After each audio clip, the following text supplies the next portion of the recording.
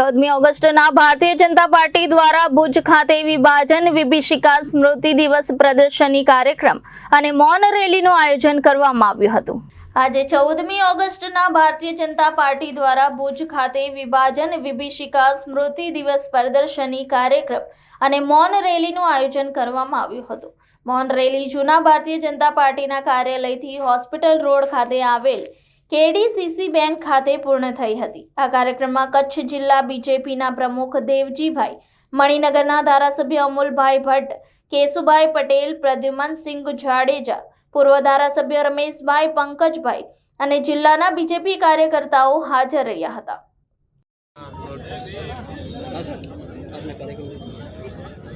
14મી August 1947નો એ ગોજારો દિવસ,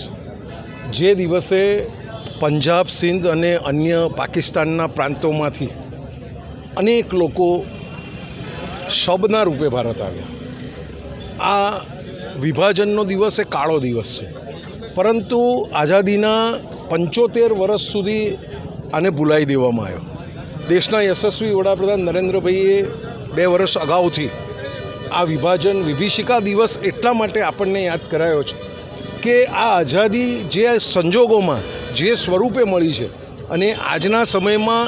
એ ફરી એનું પુનરાવર્તન ના થાય એનો લોકોને ખ્યાલ રહે, એટલા માટે આ કાર્યક્રમનું આયોજન કરવામાં આવ્યું છે। આપણે જાણીએ છીએ કે વિશ્વની જે પરિસ્થિતિ અત્યારે છે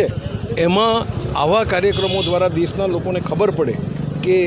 જે લોકો વિસ્થાપિત થયા હતા એમની યાતનાઓ શું હતી,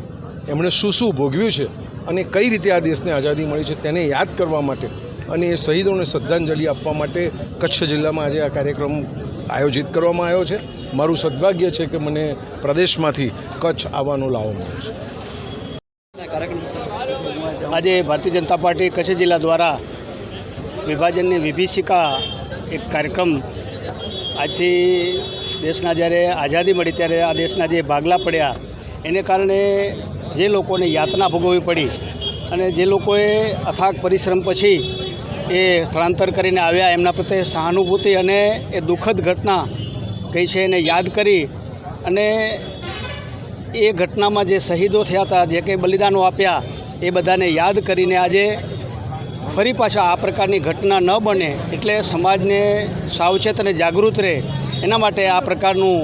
એક કાર્યક્રમનું આયોજન કચ્છ જિલ્લામાં 2 જગ્યાએ, પૂર્વ કચ્છમાં ભુજમાં અને